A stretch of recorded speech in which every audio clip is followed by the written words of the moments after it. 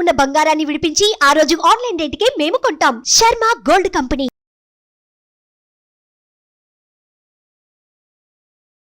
Hi, welcome to our channel. ఈరోజు మనతో పాటు ఉన్నారు జ్యోతిష్య వాస్తు పండితులు, జ్యోతిష్య వాస్తు శిక్షణ నిపుణులు బ్రహ్మశ్రీ నానాజీ పట్నాయక్ గారు. నమస్కారం గురువు గారు.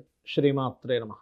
సార్, ఇప్పుడు బయట ఉన్న ఎండ ప్రభావం చూస్తే నిజంగా ప్రకృతి మన మీద పగబట్టింది. 42 డిగ్రీల ఎండ కొడుతుంది. ఇంకా రాబోయే రోజుల్లో 50 కూడా కొట్టే అవకాశం ఉంది. ఇంకా 50 అనే మాట వచ్చేసరికి జనం పిట్టల్లా రాలిపోతారు.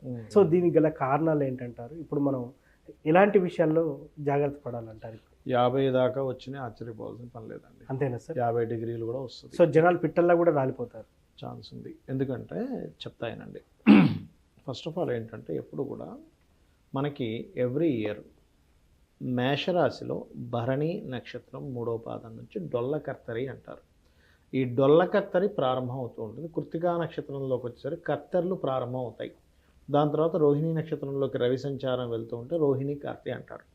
పర్టికులర్గా ఈ కృత్తికా నక్షత్రంలోకి వెళ్ళినప్పుడు సూర్యభగవానుడు కృత్తికా నక్షత్రానికి అధిష్టాన దేవత అగ్నిదేవుడు.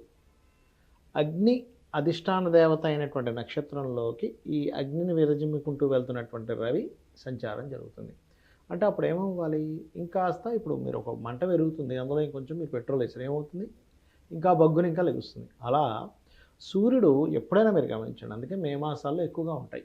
అయితే మరి ఎప్పుడూ ఇలాగే సంచరిస్తాడు కదండి. ఈసారి ఉండే ప్రత్యేకత ఏమిటి అంటే పర్టికులర్గా ఈ కుజుడు జన్మజాతకంలో అంటే ఇప్పుడు గోచారంలో కుజగ్రహం ఏదైతే ఉందో రాహుతో కలిసింది. అంటే రవికి లాభస్థానంలో కుజరాహువులు ఉంటూ ఈ రవి యొక్క ప్రభావాన్ని మరింత పెంచుతున్నారు. ఓకే. ఎప్పుడైతే అలా పెంచుతారో ఏమవుతుంది? మామూలుగా ఎండ పెరగడం కాకుండా ఎండ వల్ల వచ్చేటువంటి ఇబ్బందులు పెరుగుతాయి. మనం గతంలో ఒక నెల 2 నెలల క్రితం వచ్చేటువంటి నెక్స్ట్ రాబోయే సమ్మర్లో ఇబ్బంది ఉంటుందని కూడా మనం చెప్పుకున్నాం ఒక ఎపిసోడ్లో. కాకపోతే ఇప్పుడు ఇంకా మనకి దగ్గరలోకి వచ్చేసింది కాబట్టి ఇక్కడ వీళ్ళు చేయవలసింది ఏమిటి? ఈ కత్తెరలు అంటూ ఉంటారు. సహజంగా కృత్తికా నక్షత్రంలో సంచరించేటప్పుడు, రోహిణి నక్షత్రంలో సంచరించేటప్పుడు ఏం చేస్తారంటే కొత్త పనులు ఏవి ప్రారంభించరు. ఎందుకు ప్రారంభించరు? పర్టికులర్గా గృహానికి సంబంధించిన మీరు గమనించండి, ఈ చెక్క ఉంటుంది చూసారా, ఎండాకాలం దాని యొక్క ఇది వంగిపోతుంటుంది ఒక్కోసారి. అవును సార్. అందుకని కొత్తవి ప్రారంభించారు. ఎందుకు? ఆ టైంలో వీళ్ళు ఒక రకంగా సెట్ చేశారు, అది వంగిపోయింది. ఏం లాభం? రోకళ్ళు కూడా బదలవుతాయంటారు.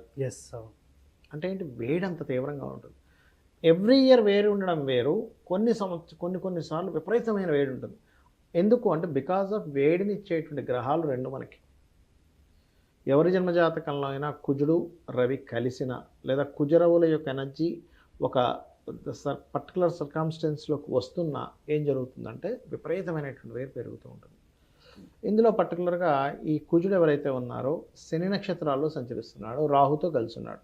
అంటే ఏమిటి? కర్మ కారక నక్షత్రాల్లో కుజుడు సంచరిస్తూ అది కూడా రవికి లాభస్థానంలో ఉంటూ, అంటే రవి అంటే ఎవరు? సూర్యభగవానుడు. సూర్యుడు ఎటువంటి విషయాల్లో అతను ప్రతాపాన్ని చూపించాలి అంటే విపరీతమైనటువంటి వేడి, అసలు ఏమీ లేకపోయినా బగ్గున మంట అంటుకుంటుంది.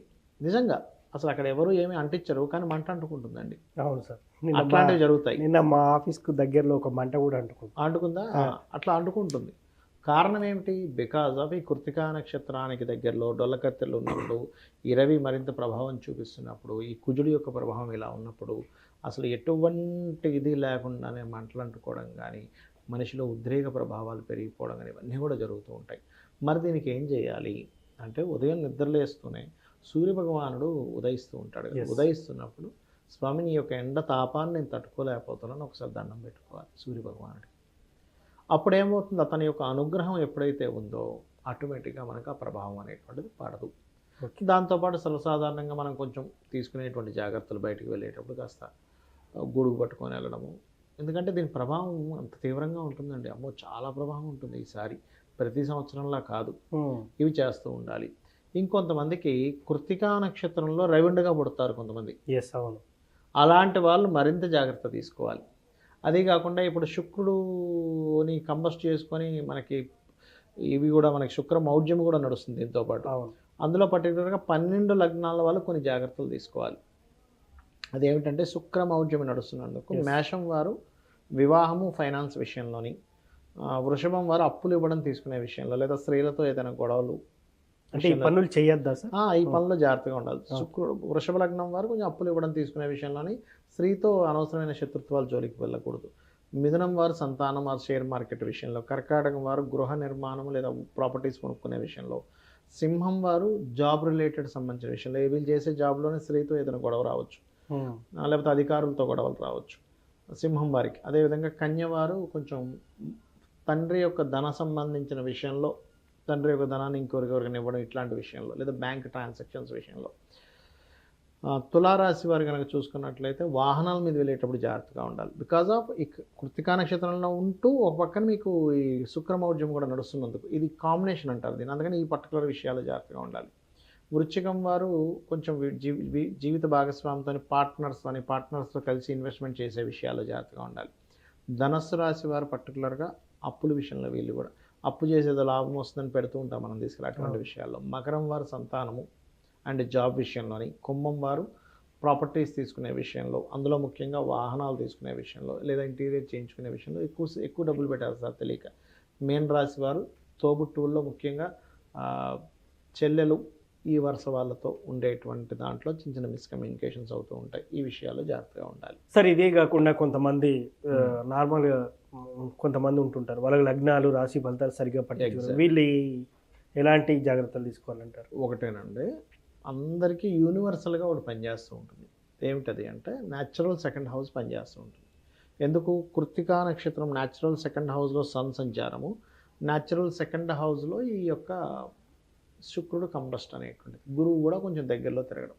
అందుకని అందరూ కూడా తీసుకోవాల్సిన జాగ్రత్త ఏమిటంటే కుటుంబ సభ్యులలో స్త్రీమూర్తితో తెలియకుండానే ఒక చిన్న ఎఫెక్ట్ చూపించడం, ఫైనాన్స్ విషయాలు జాగ్రత్తగా ఉండాలి. ఓకే, అదే కాకుండా ఈ వీటితో పాటు కొంచెం వీలైతే కనుక సూర్య భగవానుడికి అందరూ కూడా తీపి పదార్థాన్ని ఆదివారం నాడు, సగ్గుబియ్యంతో చేసినటువంటి పదార్థాన్ని ఆదివారం నాడు నైవేద్యంగా కనుక తీపి పదార్థాన్ని పెట్టినట్లయితే దాని యొక్క ప్రభావం వీరి మీద తక్కువగా పడుతుంది. ఓకే, ఇది మెయిన్గా చూసుకోవాలి. సో ఫైనల్గానైతే 50 డిగ్రీల ఎండ కొట్టబోతుంది, కొట్టినా కూడా 50 డిగ్రీలు దాటినా ఆశ్చర్యపోవాల్సిన పని లేదు. సో నిజంగా సార్, అదే మనం ఎలాంటి జాగ్రత్తలు తీసుకోవాలి ఈ క్రమంలో అనేది చాలా చక్కగా వివరించారు. Thank you. శ్రీమాత్రే నమః. చూశారు కదా, రాబోయే రోజుల్లో మాత్రం 50 డిగ్రీల ఎండ దాటచ్చు అని కూడా గురువుగారి మాటల్లో మనం తెలుసుకున్నాం.